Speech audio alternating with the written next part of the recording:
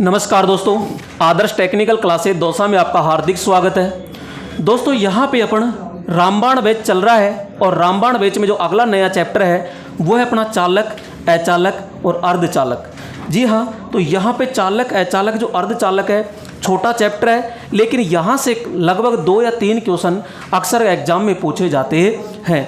तो आइए अपन चैप्टर की ओर बढ़ते हैं और यहाँ पे चैप्टर है ये। तो यहाँ पे चालक, अचालक, अर्धचालक, एक एक पॉइंट की ओर अपन आगे बढ़ते हैं। ये चीज़ समझने से पहले अपन यहाँ पे कुछ और समझते हैं, तो ये चीज़ें समझते हैं। तो यहाँ पे ध्यान से समझिएगा।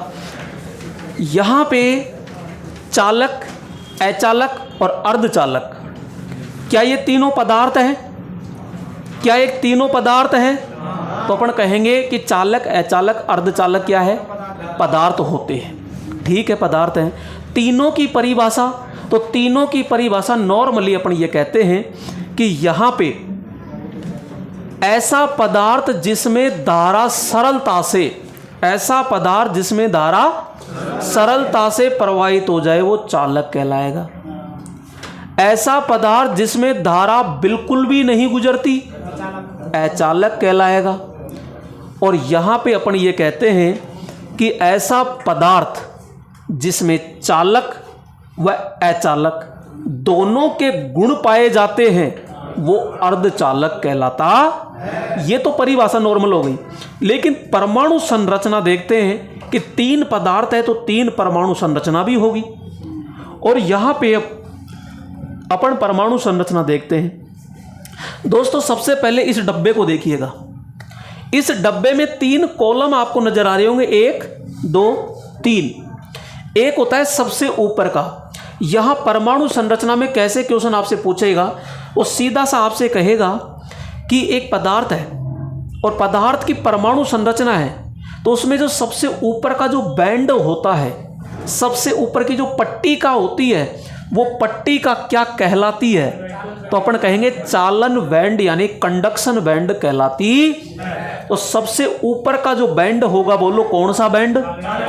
और इस बैंड में जो इलेक्ट्रॉन होते हैं ना, वो इलेक्ट्रॉन क्या कहलाएंगे?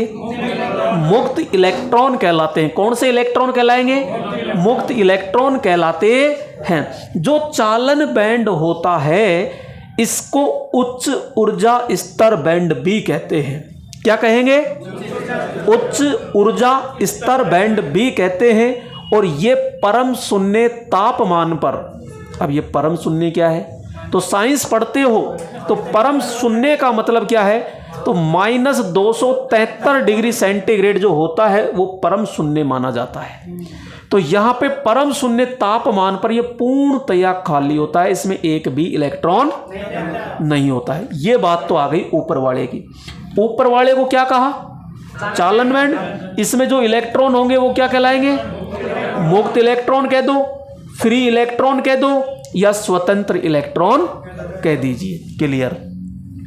जो सबसे नीचे का बैंड है, जो सबसे नीचे का बैंड है, इससे कहते हैं अपन संयोजी बैंड। क्या कहते हैं? इसको इंग्लिश में कहते हैं वैलेंस बैंड। क्या कहेंगे? वैलेंस बैंड कहते हैं। और इसमें जो इलेक्ट्रॉन होंगे ना, उनको संयोजी इलेक्ट्रॉन कहते हैं। क्या कहते हैं? इसको संयोजी इलेक्ट्रॉन अपन कहते हैं। अब ये जो होता है ये निम्न ऊर्जा स्तर बैंड कहलाता है, जबकि ये ऊर्जा स्तर बैंड, ये निम्न ऊर्जा स्तर बैंड कहलाता है। ठीक है। और ये परम शून्य तापमान पर ये पूर्णतया भरा होता है। पूर्णतया खाली ये होगा और पूर्णतया भरा ये होता है। अब बारी आती है, तो ये दोनों बैंड है, इनकी मोटाई जो साइज होती है वो बिल्कुल बराबर होती। नेक्स्ट आता है तीसरा बीच का। तो यहां अपन कहेंगे एक होता है चालन बैंड, एक होता है संयोजी बैंड। इन दोनों बैंड के बीच का जो भाग होता है, इस बीच के भाग को बोलो अपन क्या कहते हैं? ऊर्जा अंतराल कहते हैं। क्या कहते हैं? इंग्लिश में बोले तो फॉरबिडन एनर्जी गैप कहते हैं। और भी पूछे तो इसे ऊर्जा पट्टिका कहते हैं। और यहाँ ऊर्जा अंतराल जो होता है इसको हम मापते हैं इलेक्ट्रॉन वोल्ट में। किस में मापा जाता है?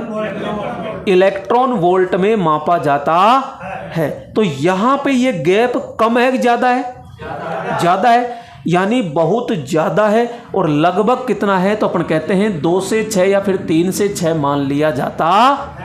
अब इसमें देखो, इसमें इलेक्ट्रॉन है क्योंकि पूर्णतः भरा है और इसमें बिल्कुल भी नहीं है। तो यहाँ से ये जो इलेक्ट्रॉन है इसमें जैसे जाते हैं, अगर अपन भेजें तो यहाँ से इसको यहाँ भेजते हैं तो ये गैप बहुत ज़्यादा होता है, इस कारण ये इलेक्ट्रॉन इसमें नहीं जाते हैं। यहाँ से जब इनको ताप दाब दिया जाता है तो इसमें एनर्जी क्रिएट होती है, तो ये उछल के केवल इसी में गिर जाते हैं। ऐसे समझना है आपको, यहाँ से ताप दाब देने पर इसमें गिर जाते हैं, लेकिन इस बैंड में बिल्कुल भी नहीं पहुँचते। अगर इस बैंड में पहुँच जाए तो इलेक्ट्रॉन क्या कहलाएंगे? और मुक्त इलेक्ट्रॉन प्रवाह होते हैं तो बोलो धारा का निर्माण होगा कि नहीं होगा? तो यहाँ पे इलेक्ट्रॉन यहाँ से इसमें नहीं जाते हैं, और जब इलेक्ट्रॉन ही नहीं जाएंगे तो क्या इसमें धारा का निर्माण होगा क्या? तो ऐसा पदार्थ जिसमें धारा प्रवाहित नहीं होती क्या कहलाता है? मुक्त है, अचालक कहलाएगा। तो ये पूरी जो संरचना है ये कौन से पदार्थ की है? तो आपसे सीधा सा क्वेश्चन ये पूछा जाता है कि अचालक जो पदार्थ होता है उसमें ऊर्जा बैंड कितना होता है? तो अपन कहेंगे 3 से 6 इलेक्ट्रॉन वोल्ट होता है, यानी ये गैप बहुत ज़्यादा होता है। कौन से पदार्थ में? अचालक पदार्थ में। तो ये है। आगे आओ इधर। अब यहाँ भी 3 बैंड है। सबसे ऊपर का जो बैंड है वो क्या कहलाएगा? चालन बैंड कहलाएगा, क्योंकि इसमें भी वही चालन बैंड, इसमें भी चालन बैंड है, और इसमें जो इलेक्ट्रॉन होते हैं वो मुक्त इलेक्ट्रॉन होंगे। ठीक है। जो सबसे नीचे का होता है उसे संयोजी बैंड कहते हैं, और संयोजी बैंड में संयोजी इलेक्ट्रॉन होते हैं। ठीक है। अब यहाँ पे इनसे कह रहे हैं कि भाई तुम जाओ इसमें, तो ये कहते हैं हम तो नहीं जाएंगे, हम नहीं जाएंगे। और नहीं जाएंगे तो क्या धारा बहेगी क्या? जब नहीं बहेगी तो पदार्थ कौन सा? अचालक। ठीक है। अब इन इलेक्ट्रॉनों को गर्म किया जाता है, ताप दिया जाता है, दाब दिया जाता है, तो इसमें एनर्जी क्रिएट हो गई। अब यहाँ से इनको भेजा जाता है तो उछल के इसमें कूद जाते हैं, क्योंकि यहाँ पे जो गैप है ये कम है, जबकि यहाँ गैप क्या था? बहुत ज़्यादा है। यहाँ गैप क्या है? कम है, बहुत कम है। तो यहाँ पे ये जब इनको ताप दाब दिया जाता है तो ये इलेक्ट्रॉन इसमें कूद जाते हैं, और कूदते ही ये इलेक्ट्रॉन क्या हो जाएंगे? मुक्त इलेक्ट्रॉन हो जाएंगे। और मुक्त इलेक्ट्रॉन हो जाते हैं तो ये गति करेंगे, गति करेंगे तो भाई साहब धारा का निर्माण होगा कि नहीं होगा? जिसमें धारा गुजरती है वो पदार्थ क्या कहलाएगा? चालक कहलाएगा। थोड़ी देर पहले कौन सा था?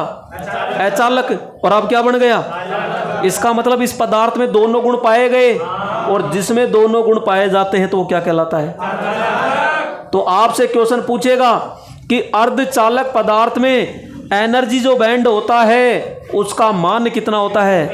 तो लगभग 1 इलेक्ट्रॉन वोल्ट नहीं, लगभग 1 इलेक्ट्रॉन वोल्ट, क्योंकि ये 1 से कम भी होता है और 1 से ज़्यादा भी होता है। तो यहाँ पे इसके अंदर ऊर्जा बैंड कम होता है, किसकी तुलना में? चालन बैंड और संयोजी बैंड की तुलना में, क्योंकि ये दोनों तो बड़े रहेंगे और ये क्या रहेगा?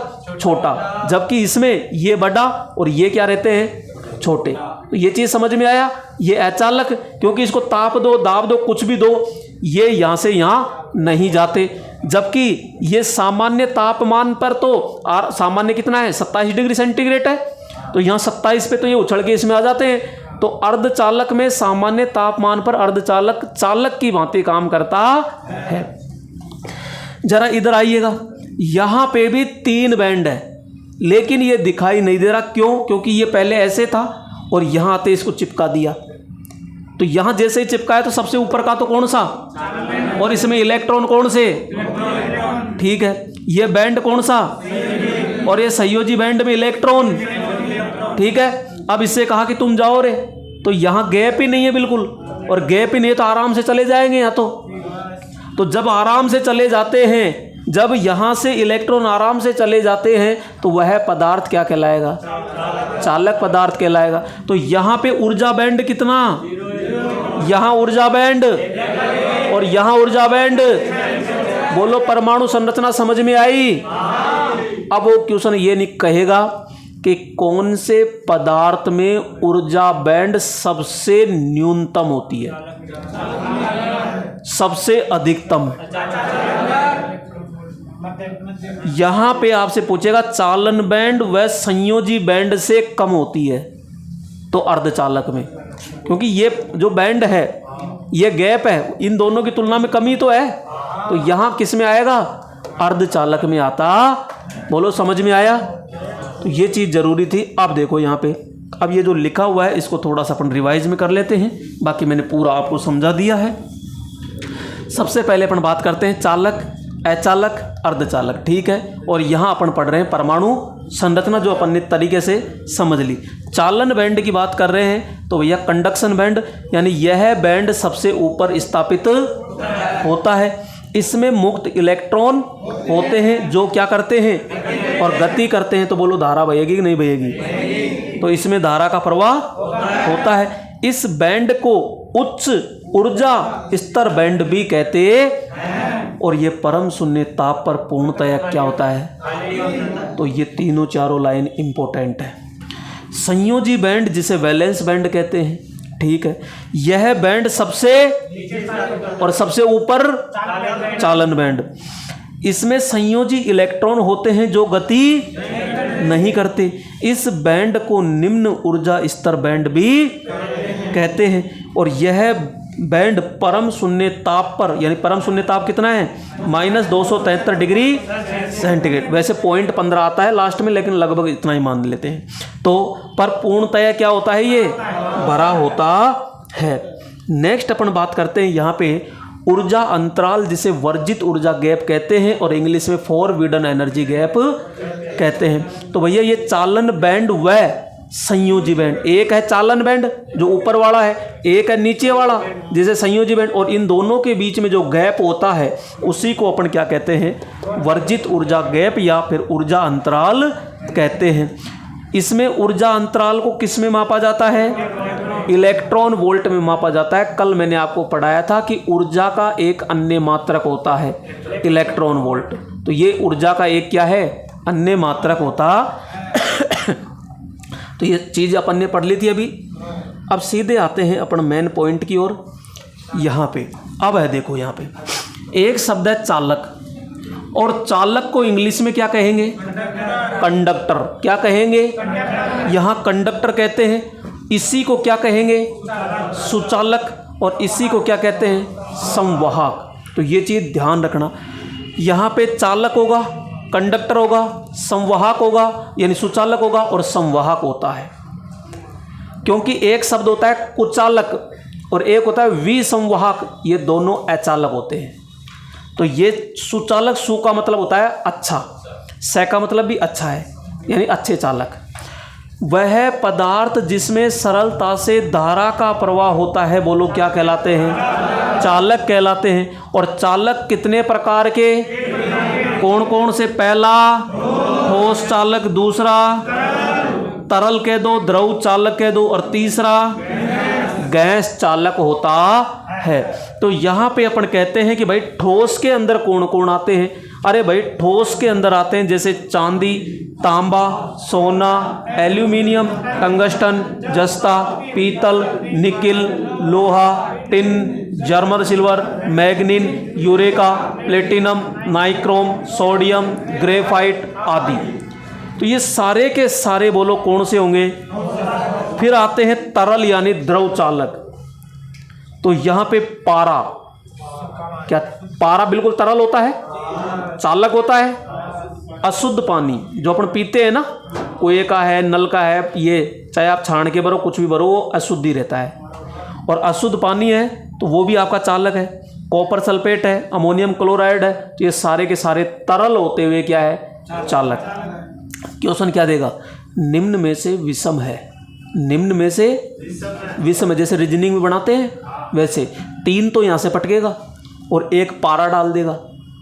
अब दिमाग बहुत तगड़ा लगाना पड़ेगा, क्यों? चारों के चारों चालक हैं, तो ये दिमाग तो अपन लगाएंगे ना भाई, चारों के चारों ही चालक है। अब करूं तो क्या करूं? तो दिमाग ये लगाना पड़ेगा, 3 तो ये ठोस है, 1 तरल है, तो इस तरह भी दिमाग लगाना पड़ेगा। अब अगर वो नाम से दे दे जब तो कोई दिक्कत नहीं है, वो प्रतीक के हिसाब से भी दे सकता है। जैसे चांदी का प्रतीक AG होता है तो वो AG लिख देगा। अब और भी ज़्यादा फंस गए कि यार ये दे क्या दिया। अगर वो कह दिया निम्न में से विषम है, फिर अपन रीजनिंग का जुगाड़ लगाएंगे कि यार A और G के बीच में कितने का अंतर है, इसके बीच में कितने का अंतर है, इसके बीच में कितने का अंतर है, वो दिमाग लगाने लग जाएंगे अपन। तो भाई वो कई प्रकार से दे सकता है, तो वहाँ रीजनिंग का दिमाग नहीं लगाना अपने 75 क्वेश्चन में, तो ये थोड़ा सा ध्यान रखना है। ये हो गया। गैस चालक कौन सी है? जैसे हीलियम है, आर्गन है, नियोन है, रेडोन है, जेनोन है, क्रिप्टोन आदि। तो ये सारी की सारी कौन सी गैसें होगी? मुख्य रूप से 3 तो याद रखना, हीलियम, आर्गन और नियोन। ये ज़्यादातर यूज लेते हैं अपन विद्युत के क्षेत्र में। लैंपों में इनमें जो भरी जाती है ना, आर्गन, नियोन, हीलियम भरी जाती है, तो ये चालक है, इलेक्ट्रॉन को गति प्रवाह के लिए अपन यूज करते हैं ज़्यादातर। अब आपको याद क्या करना है? आपसे सीधा सा पूछेगा कि भाई एक हमने चालक पदार्थ ले लिया। अरे चालक पदार्थ ले लिया तो चालक में धारा गुजरेगी कि नहीं गुजरेगी? कम गुजरेगी कि ज़्यादा? ज़्यादा गुजरेगी। तो बस यही इतना सा याद रखना है, धारा अधिक होगी, और धारा अधिक होगी तो प्रतिरोध, बस इतना सा याद रखना है। मैंने कहा धारा और चालकता तो दोनों खास बैंड है, तो जो धारा है वही चालकता है। और इधर अपन सपने में सोच रहे हैं कि आदर्श चालक, आदर्श शब्द होते ही कल्पना कर लो बस। ये कहता है भाई साहब 1% भी गलती न हो, यानी 1% भी प्रतिरोध न हो, तो इसका मतलब प्रतिरोध इसमें क्या होगा? तो इसमें धारा कितनी जाएगी? अनंत होगी। तो यहाँ तो ये अपन केवल कल्पना के तौर पे है, बाकी प्रैक्टिकली ये यूज नहीं होता है, बनता ही नहीं होगा कहाँ, क्योंकि जो हाथ में पदार्थ होगा उसमें तो प्रतिरोध होगा, और ये कह रहा है प्रतिरोध है ही नहीं। अरे बिना प्रतिरोध तो धारा ही नहीं बढ़ेगी, क्योंकि प्रतिरोध के कारण वोल्टेज ड्रॉप होगा, तब विवांतर होगा, और विवांतर होगा तो धारा गुजरेगी, बिना विवांतर के धारा नहीं गुजरेगी। इसका मतलब ये कोई काम का, अरे काम का तो तब लेंगे जब बनेगा, केवल कल्पना ही कर रहे हैं बस। तो ये है, लेकिन क्वेश्चन हर बार पूछता है, तो ये ध्यान रखना, रटना मत, रटोगे तो फंसोगे। बस याद रखना चालक, चालक में धारा जाती है, धारा जाएगी तो ज़्यादा जाएगी, ज़्यादा जाएगी तो धारा ज़्यादा होती है, यानी अधिक। और धारा और प्रतिरोध एक दूसरे के उल्टे हैं, बस इतना सा याद रखना है आपको। अब आ जाओ नीचे। चालक पदार्थों के परमाणु की अंतिम कक्षा में इलेक्ट्रॉन की संख्या 4 से कम होती है। मतलब ये बीच में नाभिक है और नाभिक के चारों ओर ये कक्षाएं हैं, तो हम कह रहे हैं कि ये चालक है, कोई भी चालक है, और इसकी अंतिम कक्षा भाई साहब दूसरी हो सकती है, तीसरी हो सकती है, कोई सी भी हो जाएगी, लेकिन ये लास्ट की जो कक्षा है ना, इसमें जो भी इलेक्ट्रॉन होगा ना, अगर ये चालक है तो इसमें 1 मिल सकता है, 2 मिल सकता है, या 3। ये भी बहुत कम मिलेगा। क्यों? ये धोखेबाज है। ये 1 किसी से उधार ले लेता है और ये 4 हो जाते हैं, 4 मिलते ही ये अर्धचालक में भाग जाता है। इसलिए ज़्यादातर कंडीशन में 1 या 2 इलेक्ट्रॉन ही देखने को मिलते हैं आपको। तो वैसे तो आपसे को याद रखना है कि जितने भी चालक पदार्थ होते हैं उनकी अंतिम कक्षा में जो मुक्त इलेक्ट्रॉन होंगे ना, वो हमेशा 4 से कम होते। और भैया 4 से कम कौन कौन से? तो 1, 2 और 3 ये हो सकते हैं। यहाँ पे आपसे कहा जाएगा इनमें ऊर्जा अंतराल कितना होता है? 0। तो अपन ने थोड़ी देर पहले पढ़ा था, क्योंकि यहाँ ऐसे, तो यहाँ पे ये 0 इलेक्ट्रॉन वोल्ट था ऊर्जा अंतराल, तो 0 इलेक्ट्रॉन वोल्ट। चालक पदार्थ का प्रतिरोध तापमान के क्या होता है? ये मैं 2 दिन से बार बार पढ़ा रहा हूँ आपको कि जितने भी चालक पदार्थ हैं उसमें प्रतिरोध जो होता है वो तापमान के, तो इसमें तापमान बढ़ेगा तो इसमें प्रतिरोध भी, इसमें घटेगा तो इसमें भी घटेगा। किसमें? चालकों में। किसमें? अब क्वेश्चन ये पूछता है आजकल, थोड़ा सा घुमा के पूछेगा तो, कि चालक में कौन सा गुण नहीं हो सकता या कौन सा गुण होता है? तो भैया अपन को थोड़ा बहुत तो पता चले कम से कम कि अगर वो चालक है तो उसमें कौन कौन से गुण है। तो भैया एक तो अच्छा चालक होना चाहिए। अच्छा चालक का मतलब धारा आसानी से बह जाए। निम्न क्या होना चाहिए, और बाजार में आसानी से उपलब्ध, बिल्कुल क्या होना चाहिए, आगाध वर्धेय होना चाहिए, ऐसे नहीं पकड़ते ही टूट गया। मजबूत होना चाहिए, जंग रोधी यानी जंग नहीं लगनी चाहिए, सोल्डरिंग करने योग्य यानी टांका लगाए तो तुरंत लग जाना चाहिए, ताप गुणांक हमेशा धनात्मक होना चाहिए, वातावरण प्रभाव से प्रभावित नहीं होना चाहिए। ये नहीं है कि छाए में पटक दिया, धूप में पटक दिया, नमी में पटक दिया और तुरंत बेकार हो गया, तो ऐसा प्रभाव भी नहीं होना चाहिए। और उसमें तन्यता क्या होनी चाहिए, अच्छी होनी चाहिए, जैसे मरोड़े वैसे बन जाना चाहिए। तो ये तो हो गए गुण, ठीक है। अब अपन केवल मैन पढ़ेंगे, जो मैन है। तो सबसे पहले ये चांदी, ये इम्पोर्टेंट है, शुरू के 5 इम्पोर्टेंट है बस। तो पहला है चांदी, सबसे पहले तो इसे क्या कहेंगे, सिल्वर, और इसे रजत भी कहते हैं, रजत, तो इसे रजत भी कहते हैं। इसका परमाणु क्रमांक 47, इसका प्रतीक यानी अर्जेंटम। चांदी विद्युत का सबसे अच्छा चालक होता, ये लाइन कई बार पूछी जा चुकी है कि विद्युत का सबसे अच्छा पदार्थ कौन सा होता है, तो हमेशा चांदी। गलनांक पूछ ले तो 960।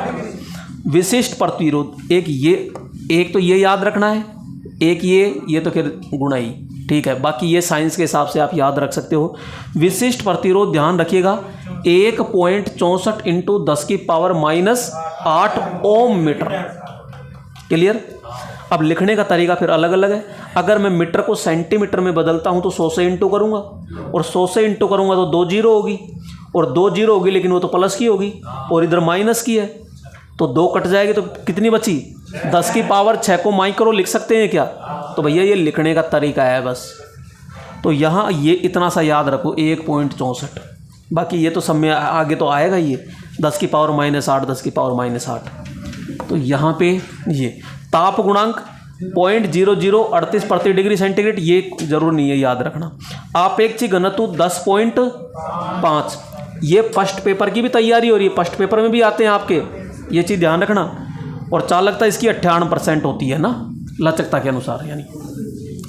उपयोग, चांदी का उपयोग रिले है, स्टार्टर है, स्टार्टर के कॉन्टैक्टर के टर्मिनल बिंदु है, सोलर प्लेट के जो टर्मिनल होते हैं वहाँ पे अपने इसका प्रयोग करते हैं।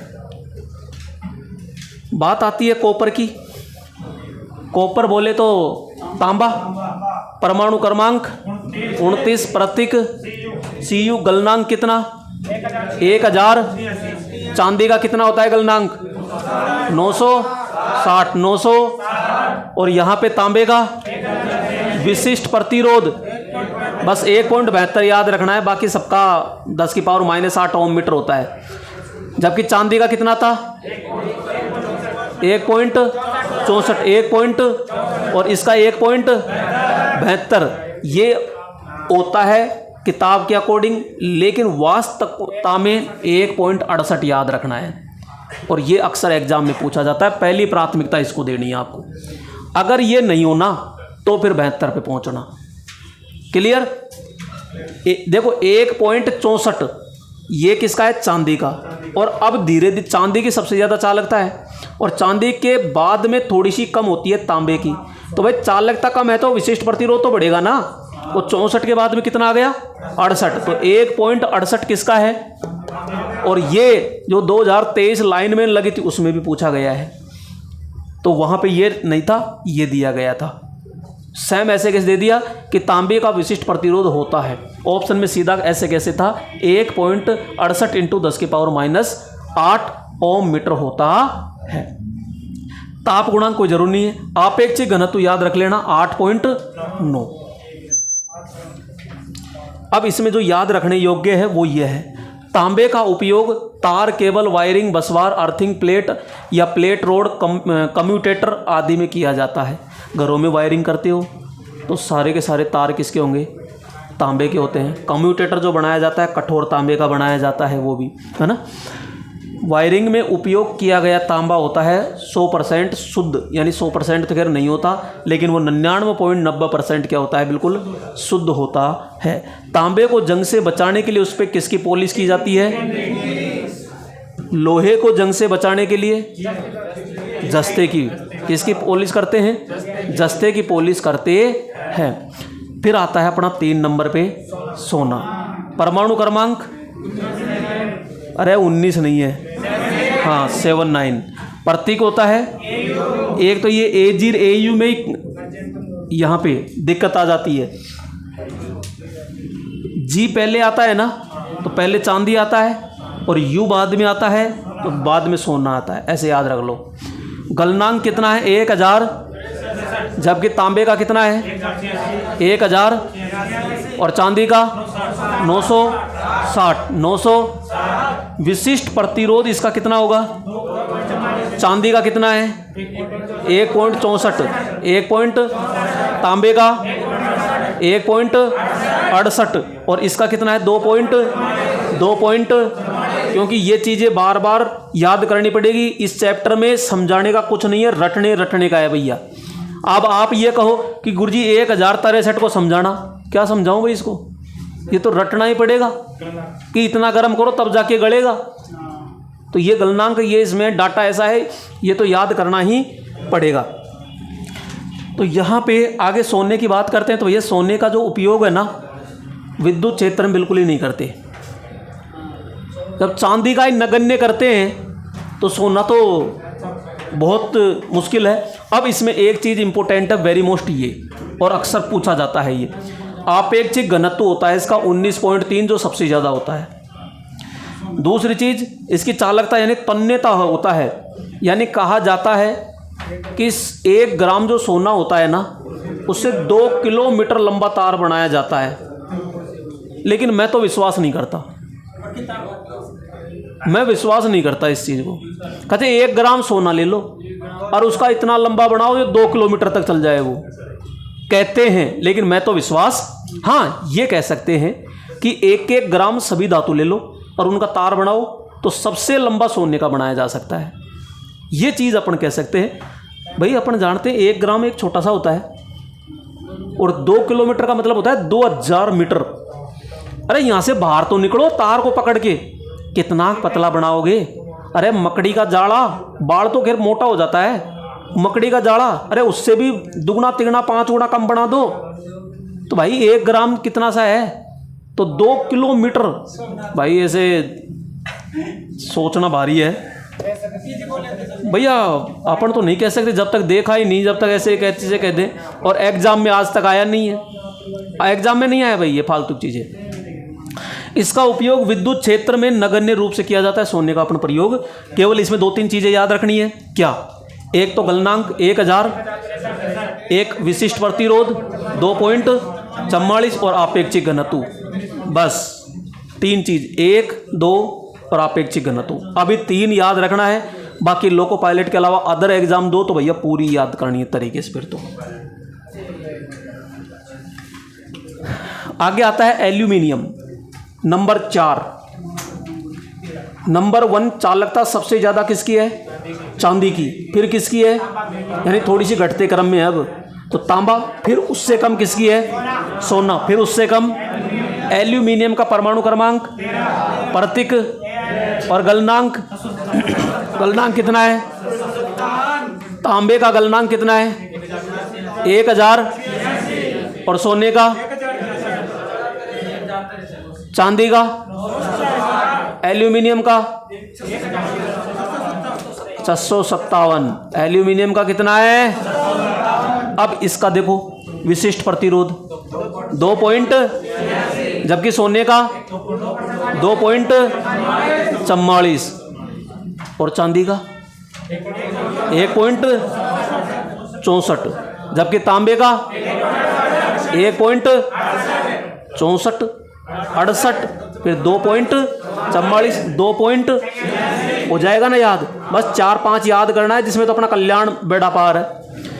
ताप गुणांक कोई जरूर नहीं है। और हाँ ये इंपॉर्टेंट, ये एक तो सोने का और एक एल्यूमिनियम का, ये 2 इंपॉर्टेंट है ज़्यादातर। सोने का ज़्यादा होता है 19.3, जबकि एल्यूमिनियम का कम होता है 2.7।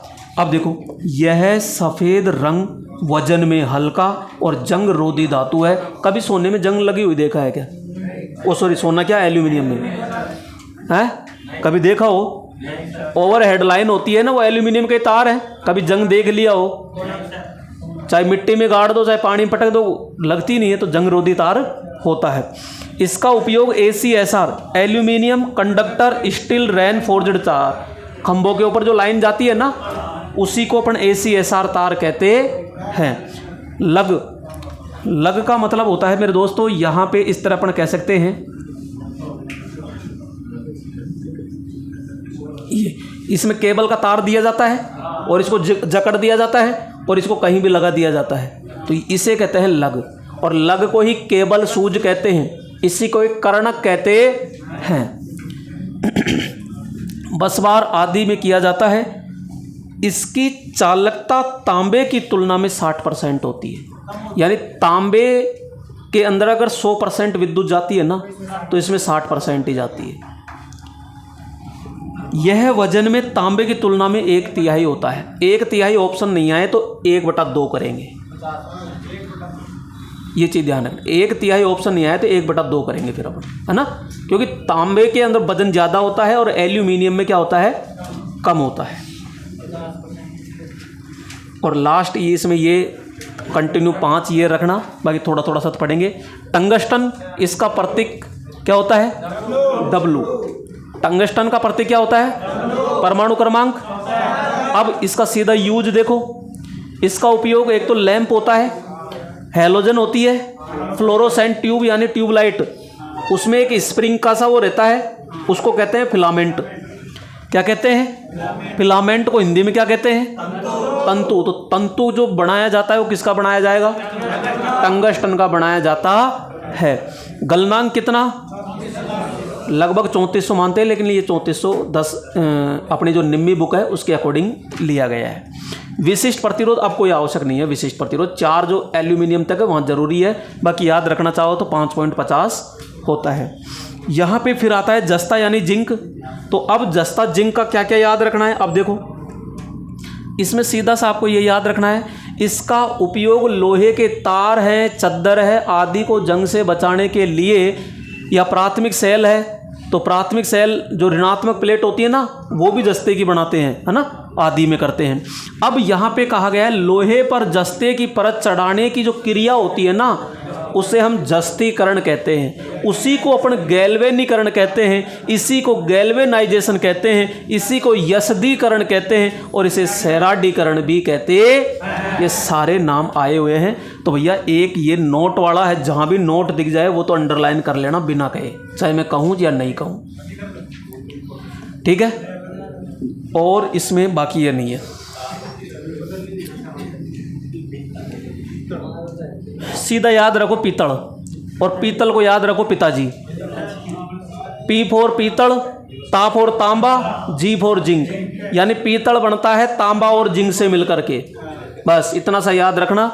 और जिसमें तांबा ज़्यादा होता है और जिंक कम होता है, यानी 60 और 40। अब पीतल का उपयोग कहाँ करते हैं, तो भैया इसका उपयोग स्लिप रिंग बनाने में, लग या स्विच सॉकेट के जो टर्मिनल होते हैं ना, वो, बस ज़्यादा याद नहीं रखना। एक इसका भाईबंद आता है कांसा। सबसे ज़्यादा दिक्कत आती है यहाँ कि ब्रास और ब्रोंज। अब जब वहाँ जाते हैं ना एग्जाम में, तब कंफ्यूज हो जाते हैं कि यार ब्रास यानी पीतल होगा कि ब्रोंज ये कांसा होगा। तो क्या इसमें बिंदी लग रही है, ये इस बिंदी को छोड़ा के यहाँ ऊपर लिख दो, ये भी नहीं होगी। ब्रोंज नारा है ना, कांसा नारा है, तो दोनों में बिंदी बिंदी है, तो इसकी सेटिंग बिठा देना, आपकी भी सेटिंग हो जाएगी। अरे एग्जाम में LP से बस वो सोचो जब भी तो तुम यहाँ हो, ऐसे नहीं एग्जाम से सेटिंग करें। हाँ जी, तो ब्रोंज के अंदर जो होता है ना, देखो इसमें तांबा और जिंक है, यहाँ तांबा और टिन है, ये चीज़ ध्यान रखना। क्वेश्चन यहाँ दे देगा 3 तो जैसे मिश्र धातु दे देगा और 1 शुद्ध दे देगा जैसे लोहा दे देगा, और वो पूछेगा कि निम्न में से कौन सी विषम है। अब चारों के चारों ही चालक है और चारों के चारों ही ठोस है। अब छांटो, अब छांटना पड़ेगा मिश्र धातु के अनुसार। तो 3 तो दे देगा मिश्र धातु और 1 दे देगा बिल्कुल जैसे लोहा है। अब लोहा किसकी मिश्रण है, कुछ नहीं है। तांबा है, तांबा भी अलग है। तो तो इस तरह जैसे एक दे दिया पीतल, एक दे दिया कांसा, एक दे दिया नाइक्रोम और एक दे दिया तांबा, तो अब अलग कौन हुआ? तांबा अलग हो गया। ऐसे भी क्वेश्चन बना सकता है। तो यहाँ पे ये हो गया। तो इसका उपयोग कहाँ करते हैं? तो स्लिप रिंग बनाने में, सिक्के है, मेडल है, खिलाड़ी होते हैं उनको मेडल मिलते हैं, पदक, वो मूर्ति, घंटियाँ, मंदिरों में घंटी, ये सब किसकी बनती है? ब्रोंज की, कांसे की। एक लोहे को थोड़ा सा याद रखना है, बाकी लोहा आयरन यानी परमाणु क्रमांक 26 है, Fe होता है। लोहा सबसे मजबूत होता है। लोहे का उपयोग टेलीफोन के तार बनाते हैं, अर्थिंग तार होता है, टावर बनाते हैं, बड़े बड़े जो खंभे हैं वो, अर्थिंग प्लेट होती है, धात्विक प्लेट होती है, आदि की बॉडी के लिए अपन बनाते हैं। और इसका विशिष्ट प्रतिरोध तांबे की तुलना में लगभग 8 गुना ज़्यादा होता है। तांबे का जो विशिष्ट प्रतिरोध है ना, कितना? 1 पॉइंट भूल गए इतनी देर में, 68। तो 1.68 का कितना कर दो? लगभग 8 गुना। कहीं आप एग्जिट लिख के बैठ जाओ और साहब मैच ही नहीं खा रहा, तो लगभग 8 गुना होता है इसका, लोहे का। यहाँ पे गलनांक की बात करते हैं तो लगभग 1538 होता है। और इसका उपयोग प्रतिरोध, ये तो इसका है मैग्नीन का। तो ये 2 भाई है, कौन कौन? मैग्नीन और यूरेका। और ये अपवाद है, मैंने कल भी बताया था अपवाद। तो ये दोनों भाई साहब अपवाद है और ये दोनों चालक है। और इसमें तापमान बढ़ाओ चाहे तापमान घटाओ, इनके प्रतिरोध पर कोई प्रभाव नहीं पड़ता है। और दोनों ही किसके निर्माण में प्रयोग होता है? प्रतिरोध। इतना सा याद रखना बस। और याद हो जाए तो भाई साहब इनका ऐसे भी याद है कि मैग्नीन जो होता है, तांबा प्लस मैग्नीन प्लस निकिल से मिलकर के मैग्नीन बनता है। और जो यूरेका है वो तांबा प्लस निकिल से मिलकर के बनता है। एक है पारा, तो पारा ज़्यादा आपको वो नहीं करना, पारा एक तरल धातु होती है बस। एक ये नाइक्रोम, ये इंपॉर्टेंट है। नाइक्रोम कहाँ प्रयोग होता है? तो भाई जो हीटर होता है ना, हीटर है, प्रेस है, इमर्सन रोड है, इसमें ऊष्मा निकलती है। तो जहाँ से ऊष्मा निकलती है ना, उन सभी जगह किसका प्रयोग करेंगे? और नाइक्रोम निकिल प्लस क्रोमियम का बनता है, निकिल प्लस क्रोमियम का बनता है। लोको पायलट में कई बार दे दिया कि हीटर में जो तापक तंतु होता है वो बना होता है। भाई साहब ऑप्शन ही नहीं था, वहाँ ऑप्शन ये था निकिल प्लस क्रोमियम। ऑप्शन ही ऐसे था, ऐसे कैसे? Nickel plus chromium. तो ये ध्यान होना चाहिए एक। तो दूसरा, यहाँ घरेलू हीटिंग उपकरण में जो गलनांक, जितने भी घरों में उपकरण है और वो ऊष्मा देते हैं ना, तो वहाँ जो तापमान होगा ना, तापमान वो 550 डिग्री सेंटीग्रेड से लेके 900 डिग्री सेंटीग्रेड तक होता है। और वेरी वेरी वेरी मोस्ट है, इस चीज़ को अंडरलाइन कर लेना। एक होता है कैंथल, नाइक्रोम का बड़ा भाई है ये कैंथोल, किताबों में नहीं मिलेगा जल्दी से। तो ये उच्च तापमान के लिए होता है। ये उच्च तापमान, जैसे विद्युत भट्टी होती है, बॉयलर होता है, तो वहाँ पे अपन प्रयोग करते हैं। और यहाँ पे ये निकिल क्रोमियम आयरन से मिलकर के बना होता है और 1250 से लेकर 1400 डिग्री सेंटीग्रेड तक होता है, जबकि ये 900 डिग्री तक होता है। यहाँ पे ये अचालक कंप्लीट है। अब बात करते हैं अचालक की। चालक कंप्लीट है, अचालक की बात करते हैं। तो अचालक में ज़्यादा नहीं है, लिमिट का पढ़ेंगे। मेन चीज़ चालक का ही होता है। अचालक जिसे अपन कुचालक कहते हैं और इसे विसंवाहक कहते हैं, इसे विद्युत रोधी भी कहते हैं। वह पदार्थ जिसमें धारा का प्रवाह नहीं होता अचालक कहलाता है। और ये भी कितने प्रकार के?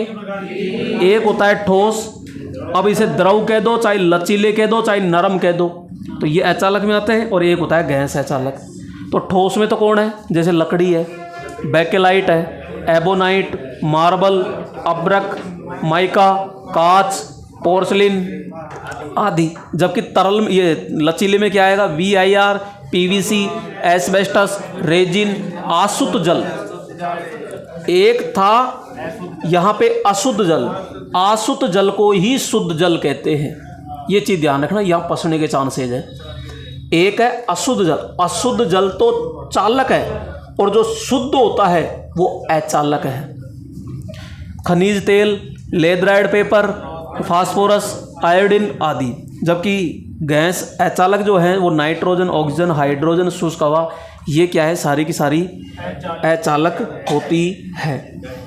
अब यहाँ पे अपन बात करते हैं, ये मेन जो है कि अचालक पदार्थों की सहनशीलता परावैद्युतिक सामर्थ्य डाइलेक्ट्रिक स्ट्रेंथ कहलाती है, जिसको परावैद्युतिक सामर्थ्य इसको केवी प्रति एमएम में मापा जाता है। दोस्तों इंपॉर्टेंट है ये। अचालक पदार्थ के परमाणु संरचना की अंतिम कक्षा में जो इलेक्ट्रॉन पाए जाएंगे वो 4 से अधिक होंगे। चालक में कितने होते हैं? 4 से कम, और अचालक में 4 से अधिक पाए जाते हैं, जो 5 हो सकते हैं, 6 हो सकते हैं, 7 हो सकते हैं। 8 नहीं आएगा, केवल 5, 6, 7 तीनों में से कोई एक मिलेगा। 4 से अधिक होगा और 8 से कम होगा। अचालक का ऊर्जा अंतराल सबसे अधिक होता है, जो 3 से 6 इलेक्ट्रॉन वोल्ट होता है, जबकि चालक का तो लगभग 0 था। परावैद्युतिक सामर्थ्य को एंडरसन से मापते हैं, ये कोई जरूरी नहीं। अब देखो अचालक पदार्थ है, अचालक में धारा जाएगी क्या? तो बिल्कुल क्या कह देंगे? नगण्य। धारा क्या गई? नगण्य। तो ये नगण्य धारा आ गई, यानी तो भैया नगण्य धारा है तो प्रतिरोध बहुत अधिक। और इसको कल्पना कर लो, आदर्श बना दो, आदर्श बना दो तो ये अनंत हो गया प्रतिरोध, और धारा बिल्कुल क्या हो गई? शून्य हो गई। यहाँ पे गुण में ज़्यादा कोई कुछ नहीं है। परावैद्युतिक सामर्थ्य हमेशा क्या होनी चाहिए? उच्च। इसका प्रतिरोध हमेशा उच्च। चालकता बिल्कुल, पानी है, नमी है, तेल, ग्रीस आदि से कोई प्रभावित नहीं होनी चाहिए। यह वातावरण प्रभाव से अप्रभावित होना चाहिए, मजबूत होना चाहिए, सस्ता होना चाहिए, आसानी से उपलब्ध होना चाहिए बाजार में, और इसकी ब्रेक डाउन वोल्टेज क्षमता क्या होनी चाहिए? उच्च होनी चाहिए, और अनेक आकार में इसको स्थापित किया जा सके। अब देखो इनके केवल नाम पढ़ लीजिए, इसमें कोई ज़्यादा नहीं है। एक जैसे VIR है, वल्केनाइज्ड इंडिया रबर, याद अगर करना चाहें तो अपन परावैद्युतिक सामर्थ्य जो 30 से 60 kV प्रति mm होता है। तो इसमें भाई ज़्यादा वो नहीं है, आपका मैंने बता दिया है ना। इसमें जो मेन चीज़ है वो अपन पढ़ते हैं, ये अचालकों में ये है सबसे वेरी मोस्ट। यहाँ पे देखो जो अचालक पदार्थ है ना, उनको हमने टुकड़े कर दिए। पहले तो 3 टुकड़ा किए, ठोस, द्रव और गैस। लेकिन अब हमने अलग प्रकार के टुकड़े कर दिए, यहाँ 7 प्रकार के, और अलग अलग श्रेणियों में हमने बांट दिया। और अलग अलग श्रेणियों में इस प्रकार से बांटा, तापमान के अनुसार। किसके अनुसार? तो अपन ये कहते हैं कि भाई वायु श्रेणी जो भी होगा, वायु श्रेणी का तापमान कितना है? यानी 90 डिग्री तक तो ये सुरक्षित रहेगा, और 90 से गलती से ज़्यादा दे दिया तो फिर ये जल जाएगा। यानी अचालक पदार्थ का सुरक्षित तापमान है ये अधिकतम। ठीक है, तो भाई कौन कौन है? कागज है, कपड़ा है, रेशम, जूट आदि। ये किस श्रेणी के हैं? वायु श्रेणी के। किस श्रेणी के? यहाँ पे बात करते हैं ए श्रेणी। ए में कितना सुरक्षित तापमान? 105 डिग्री। यहाँ तेल से भीगा कागज है, तेल से कपड़ा है, रेशम, ये सब तेल से भीग रहे हैं, तो ये किस श्रेणी में आएंगे? ए के अंदर आएंगे। फिर आता है ई श्रेणी, और ई श्रेणी कितना? 120 डिग्री सेंटीग्रेड, यानी यहाँ तक कोई दिक्कत नहीं है। एम्पायर क्लॉथ है, फाइबर है, लेदराइड है। ठीक है। बी श्रेणी में होता है 130। एस्बेस्टस है, अब्रक है, फाइबर ग्लास है, पूरा ये कहिए 130। और एफ का होता है 155। एस्बेस्टस, अब्रक, फाइबर ग्लास आदि। एच का होता है 180 डिग्री।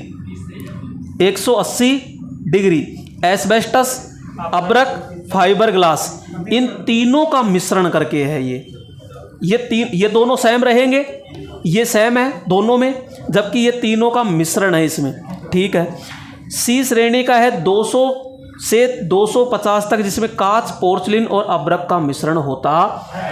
क्वेश्चन कैसे देगा वो चीज़ समझो। क्वेश्चन आपसे ये कहेगा कि अचालक पदार्थ का बी समूह है, अचालक पदार्थ का बी समूह है, तो उसका अधिकतम सुरक्षित तापमान कितना है? तो अपन बताएंगे भैया 130 होता है। आपसे उल्टा भी पूछा जा सकता है कि 155 डिग्री सेंटीग्रेड कौन से अचालक समूह का होता है? तो अपन कहेंगे ये एफ का होता है। लेकिन हमको ये तो पता लगे कम से कम कि ये होते हैं, तो 7 याद रखने हैं। और 7 याद रखने के लिए क्या करूं? आपके लिए जुगाड़ लेके आना पड़ता है, और जुगाड़ है ये कि या इमली भाभी फिर हनीमून पर चाली, या इमली भाभी फिर हनीमून पर चाली। अब देखो, या वाई ए, इमली से ई, भाभी से बी, फिर से एफ, हनीमून से एच और चाली से सी। अब इस पे लिखा अपने वाई का तो 90, ए का 105, ई का 120, बी का, एफ का, एच का और ये। अब गुरुजी ये कैसे याद होगा? तो देखो यहाँ पे अपने y का पहला तो याद रहता है और लास्ट का भी याद रह जाता है 200 या 250 तक। सबसे पहले बात करते हैं अपन ई। मुझे ये बताओ इस ई के अंदर कितने डंडे हैं? 3 है, तो इसको 3 फेज मानो। कितना फेज मान लिया? 3 फेज मान लिया ना। और 3 फेज में कितना डिग्री का अंतर होता है आपस में? ये 120 होता है कि नहीं होता? तो बस, तो ये 120 हो गया। ये क्या लिखा आ रहा है? बी। और ये कितना है? 130। यहाँ आर पार लाइन खींच दो, यूं क्या बना ये? 13। तो ये भी तो 13 ही है नीचे, हो जाएगा कल्याण। आगे ये क्या लिखा आ रहा है? कितने डंडे? 2 है, तो 2 5 है। अगर ऐसे नहीं बैठती संकड़ा तो संकड़ा बैठाओ। एफ का मतलब एफ और एफ का मतलब 55, एफ एफ 55 एफ एफ आ रहा है क्या? एफ का मतलब 55 एफ एफ आ गया ना। और यहाँ एच, और एच रीजनिंग में कितने नंबर पे आता है? तो 8 ये रहा। और किसी में है क्या 8? और ये लास्ट का तो ऐसे भी याद हो जाएगा। और इसको याद करना है ए को, तो ये थोड़ा सा बीच में यूँ खींच देना। अब बढ़ने को तो 11 बनता है यानी 110, लेकिन 5 कम कर देना तो 105 आ जाएगा। हो जाएगा कि याद? अरे कई बार क्वेश्चन पूछा गया, 3 बार करना पड़ेगा आपको। मैं तो कह देता आपको कि भैया याद कर लेना, ऐसे नहीं करते, लेकिन आपको मौका देना पड़ेगा करने का, तब जाके करोगे आप, है ना? हाँ, कहना पड़ता है। यहाँ पे y का कितना आएगा? ए का, ई का, बी का, अरे एफ का, एच का, सी का। तो यहाँ पे बोलो कितने डंडे?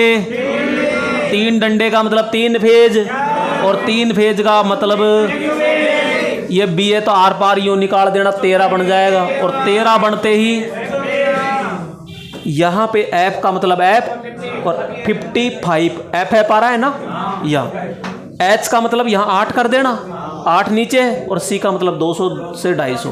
तो ये वेरी वेरी मोस्ट था और ज़रूरी भी है। और यहाँ पे अपन पढ़ते हैं लास्ट पॉइंट, ये अर्धचालक। 2 पढ़ लिए ना, चालक हो गया, अचालक हो गया, अर्धचालक। चालक में धारा जाएगी कि नहीं जाएगी? जाएगी। प्रतिरोध क्या होता है? निम्न। और प्रतिरोध निम्न तो धारा अंतिम कक्षा में इलेक्ट्रॉन 4 से कम, जबकि अचालक में 4 से 5 6 7 ये हो सकते हैं। क्या धारा जाएगी? इसका मतलब धारा नगण्य। और प्रतिरोध क्या होगा? बहुत ज़्यादा होता। यहाँ पे बात करते हैं भैया अर्धचालक, जिसको इंग्लिश में कहते हैं सेमीकंडक्टर, और इसको अन्य भाषा में कहते हैं उपधातु। यानी चालक व अचालक दोनों के गुण जिसमें पाए जाते हैं वही बोलो क्या कहलाता है? अर्धचालक। जैसे germanium, silicon, arsenic, antimony, boron, पोलेरियम, टेलेरियम, सिलीनियम, कार्बन आदि। आवर्त सारणी के अनुसार तो 7 ही होते हैं। ये सिलीनियम और कार्बन अर्धचालक नहीं होते। आगे बात करते हैं, अर्धचालकों में ऊर्जा गैप लगभग 1 इलेक्ट्रॉन वोल्ट होता है। अब भैया ये चीज़ इंपॉर्टेंट है। एक तो इसमें यहाँ पे 2 पदार्थ रखे अपने, जर्मेनियम और सिलिकन। मेरे दोस्तों ये दोनों जो है ना, ये शुद्ध अर्धचालक है, ये शुद्ध है। बाकी और तो मिलावटी है। मिलावटी का मतलब है अशुद्ध अर्धचालक, और ये शुद्ध अर्धचालक है। तो इनमें क्या पूछेगा? आपसे पूछेगा कि रोधी का विभव। क्या पूछेगा? रोधी का विभव, यानी पोटेंशियल बैरियर कह दीजिए आप, वोल्टेज ड्रॉप कह दीजिए, यानी कि रोधी का विभव। Potential barrier. तो यहाँ जर्मेनियम का पूछे तो 0.3 करना है और सिलिकॉन का पूछे तो 0.7। 6 से सिलिकॉन, 6 से 7 तो 0.7, ये 0.3 ये वोल्टेज आएगा। जबकि अपन ये भी पढ़ रहे थे कि ऊर्जा अंतराल, और ऊर्जा अंतराल जो बीच का होता है उसमें इलेक्ट्रॉन वोल्ट होता है। तो वो इलेक्ट्रॉन वोल्ट होता है तो लगभग 1 इलेक्ट्रॉन वोल्ट होता है। तो भैया यहाँ पे अगर जर्मेनियम पदार्थ है तो ये होता है 0.7 इलेक्ट्रॉन वोल्ट। अगर सिलिकॉन है तो 1.1 इलेक्ट्रॉन वोल्ट। तो भैया 1 से कम भी है, 1 से ज़्यादा भी है, इसलिए मैंने कहा लगभग 1 इलेक्ट्रॉन वोल्ट होता। इधर तो आएगा इलेक्ट्रॉन वोल्ट और इधर है रोधी का विभव यानी सीधा वोल्टेज है। क्लियर यहाँ पे, ये इंपॉर्टेंट है। जर्मेनियम का रोधी का विभव पूछे 0.3, जर्मेनियम का एनर्जी या ऊर्जा अंतराल पूछे तो 0.7 आपको करना है इलेक्ट्रॉन वोल्ट। इधर वोल्ट आएगा, इधर इलेक्ट्रॉन वोल्ट होता है। ये चीज़ें जरूरी है। आगे अपन बात करते हैं यहाँ पे इसकी परमाणु संरचना की अंतिम कक्षा में फिक्स है 4 इलेक्ट्रॉन। 4 से कम है तो पदार्थ कौन सा? चालक, और 4 से ज़्यादा है तो, और 4 है तो अर्धचालक। इसमें 4 होने के कारण इसे चतुर्थ संयोजी कहते हैं, टेट्रावैलेंट अपन कहते हैं। अर्धचालक का जो समूह होता है वो क्या कहलाता है? होमोपोलर कहलाता है। अर्धचालक पदार्थों का जो प्रतिरोध होता है यानी प्रतिरोध मान जो होता है वो तापमान के क्या होता है? भाई अपन देखो थोड़ी देर अपन पहले पढ़ रहे थे चालक, तो चालकों में जो प्रतिरोध होता है वो तापमान के तो समानुपाती था चालकों में, लेकिन अर्धचालकों में क्या होता है? उल्टा होता है। यानी यहाँ तापमान घटेगा तो प्रतिरोध, और तापमान बढ़ेगा तो प्रतिरोध घटता है।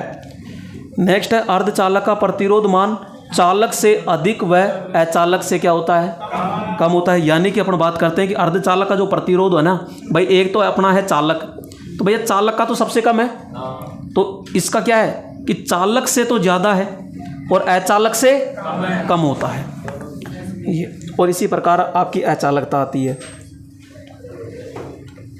यहाँ पे पढ़िएगा, अर्धचालक का उपयोग सभी प्रकार के इलेक्ट्रॉनिक युक्ति के निर्माण में किया जाता है। सामान्य ताप पर अर्धचालक चालक की तरह काम करता है। 1 लाइन 2 लाइन। अर्धचालक का ताप गुणांक ये यानी ताप गुणांक ऋणात्मक होता है। भैया 3 लाइन ये इंपॉर्टेंट है, बाकी और तो याद हो या नहीं हो। सिलिकॉन का प्रतिरोधकता है 6000 से 6400 और ग्रेफाइट का होता है 60 से 64 ओम मीटर होता है। अब अर्धचालक 2 प्रकार के आते हैं हमारे, 2 प्रकार के अर्धचालक आते हैं। वो कौन कौन से हैं? तो अपन कहते हैं भैया एक तो होता है आंतरिक अर्धचालक और एक होता है बाहरी अर्धचालक। अब यहाँ पे क्या हुआ कि आंतरिक अर्धचालक को क्या क्या कहते हैं? तो अपन कहते हैं इसको शुद्ध अर्धचालक। आंतरिक को कौन सा? शुद्ध अर्धचालक। और इसी को कहते हैं नेज अर्धचालक। इसी को कहते हैं प्राकृतिक, यानी प्रकृति में तो हमेशा शुद्ध पाया जाता है, प्रकृति में क्या पाया जाता है? शुद्ध। और इस इंग्लिश में कहते हैं इंट्रिंसिक अर्धचालक। इंट्रिंसिक अर्धचालक कहते हैं। बाहरी अर्धचालक को कृत्रिम अर्धचालक, मैंने कहा कि अशुद्धि मिला करके अपन तैयार करते हैं तो वो अशुद्ध, ये बाहरी अर्धचालक या अशुद्ध अर्धचालक कहलाता। इसे डोप्ड अर्धचालक कहते हैं, इसे अशुद्ध अर्धचालक कहते हैं, इसे एक्सट्रिंसिक अर्धचालक कहते हैं, एक्सट्रिंसिक। और जबकि इसे इंट्रिंसिक अर्धचालक कहते हैं यानी सेमीकंडक्टर कहते हैं। वे अर्धचालक जो प्रकृति में शुद्ध रूप से पाए जाते हैं वो तो कहलाते हैं आंतरिक अर्धचालक।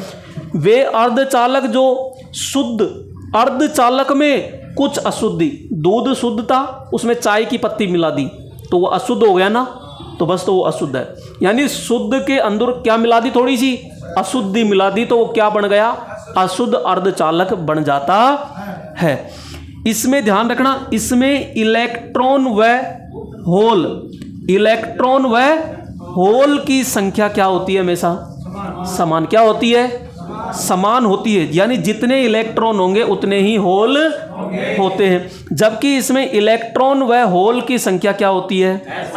क्या होती है? असमान होती है। ये लाइन इंपॉर्टेंट है, कई बार पूछी जा चुकी है, इलेक्ट्रॉनिक्स के पर्पज से भी इंपॉर्टेंट है, ध्यान रखना ये कि हमेशा जो शुद्ध अर्धचालक होते हैं ना, शुद्ध अर्धचालकों में ये दोनों बराबर होती हैं, जबकि अशुद्ध अर्धचालकों में यहाँ पे इलेक्ट्रॉन व होल की संख्या असमान होती है। इसकी चालकता परिवर्तित नहीं होती है, क्योंकि इसमें अशुद्धि मिला नहीं सकते, शुद्ध है, इसलिए इसकी चालकता क्या होती है, परिवर्तित। चालकता हमेशा निम्न होती है और इसमें प्रतिरोध हमेशा उच्च होता है। लेकिन यहाँ पे इसकी चालकता क्या कर सकते हैं, परिवर्तित कर सकते हैं। जैसे कोई कहे कि भैया कड़क सी चाय बनाना, तो थोड़ी सी चाय की पत्ती और डाल देंगे। कोई कह दे मीठा कम रखना, कम डाल देंगे, तो उसकी कम ज़्यादा कर सकते हैं कि नहीं, लेकिन इसकी नहीं कर सकते। तो अशुद्ध की तो आप कर सकते हो। इसकी चालकता परिवर्तित होती है, चालकता क्या होती है, उच्च, और इसमें प्रतिरोध क्या होता है। भाई चालकता सीधी बात है, अगर उच्च है तो यहाँ पे प्रतिरोध क्या है, निम्न होता। तो ये था आपके चालक, अचालक और अर्धचालक। अब क्वेश्चन कैसे बनता है तो इसकी भी थोड़ी सी झलक देख लीजिए। यहाँ पे पहला आपसे कह रहा है निम्न में से चालक बढ़ते हुए क्रम में, किस में बढ़ते हुए क्रम में, यानी चालकता है। तो भैया चालकता बढ़ते हुए क्रम में होनी चाहिए। तो सबसे ज़्यादा चालकता किसकी, चांदी की, ठीक है, ये तो सबसे ज़्यादा है। तो अपन को बढ़ते हुए क्रम में जाना है, लास्ट में सबसे ज़्यादा होनी चाहिए, ऐसे सोचना है। अब यहाँ चांदी तांबा ये देखते हो तो उनके दर्शन नहीं हुए, और उनको किस रूप में दे दिया, प्रतीक के रूप में। इसका मतलब पहले तो आपको प्रतीक आनी चाहिए, और प्रतीक आया तो उसकी चालकता का पता होना चाहिए। यानी काफ़ी डीपली तक क्वेश्चन बनाया है। तो यहाँ पे Ag यानी चांदी, फिर कॉपर, फिर यहाँ पे Au यानी कि सोना, फिर एल्यूमिनियम। तो सबसे ज़्यादा इसे करेंगे, जबकि ये कह रहा है बढ़ते हुए क्रम में और ये है घटते हुए क्रम में, ठीक है। दूसरा है, अब इसको उल्टा लिख दिया, एल्यूमिनियम, फिर आपका आ गया सोना, फिर आ गया तांबा, और फिर Ag। तो सबसे ज़्यादा ये है, इससे कम ये, उससे कम ये, फिर और भी कम ये। तो बढ़ते हुए क्रम आया या नहीं आया, तो ऐसे दे सकता है। निम्न में से अचालक नहीं है, अचालक नहीं है। भैया अचालक नहीं है, इसका मतलब क्या है कि सारे चालक हैं। तो nitrogen, oxygen, hydrogen, nitrogen, argon, neon, argon, neon, hydrogen, helium, argon, neon. यानी कि ये कह रहा है कि अचालक नहीं है, यानी एक ऑप्शन ऐसा है जिसमें सारे के सारे चालक ही चालक है। तो यहाँ पे केवल ये ऑप्शन है जिसमें हीलियम, आर्गन और नियोन जो गैसें है, ये सारी की सारी चालक होती है। क्लियर? इसको याद रखना चाहो तो चालबाज आग निकाल कर हिलाया, चालबाज आग निकाल कर हिलाया, चालबाज से बन गया चालक, चालबाज आग, आर्गन, आग निकाल कर नियोन, हिलाया यानी हीलियम, ऐसे याद हो जाएगा। बाकी देखो इसमें आर्गन डाल दिया, नाइट्रोजन ये पूरी ये हो गई, और इसमें आर्गन नियोन डाल दिया, ये हाइड्रोजन देके कल्याण कर दिया इसका। यहाँ पे जैसे और अपन ने देखा ये, तो यहाँ निम्न में से मिश्रण चालक है। तो भैया मिश्रण कौन है, पीतल, नाइक्रोम, यूरेका, सभी। तो ये तो सारे ही मिश्रण है। अब वो ऐसे भी यहाँ जैसे तांबा लिख देता और यहाँ लिख देता निम्न में से ऐसा विषम कौन है, तो अपन कहते तांबा। निम्न में से अचालक है तो पारा है, अशुद्ध जल है, शुद्ध जल है, सभी। ये सभी दे के काम खराब करता है। यहाँ स्टूडेंट कंफ्यूज हो जाता है, यार सभी तो नहीं है कहीं। तो यहाँ ध्यान रखना, अशुद्ध जो जल होता है वो तो चालक होता है, और शुद्ध जल जो होता है वो अचालक होता है। तो यहाँ पे ये क्या है, अशुद्ध जल है ना। सबसे अच्छा चालक कौन सा है, चांदी, तांबा, एल्यूमिनियम, पानी। तो यहाँ अपन करेंगे चांदी। दूसरा ऑप्शन प्रश्न वही है, सोना, चांदी, एल्यूमिनियम, तांबा, तो भी क्या आएगा। अब ये क्वेश्चन देखो, नल का पानी, कुएं का पानी, समुद्र का पानी और बोरिंग का पानी। तो ध्यान रखना समुद्र का खारा होता है तो उसमें चालकता थोड़ी ज़्यादा होती है, तो वहाँ पे ये क्वेश्चन है। तो यहाँ पे आपका चैप्टर होता है ये।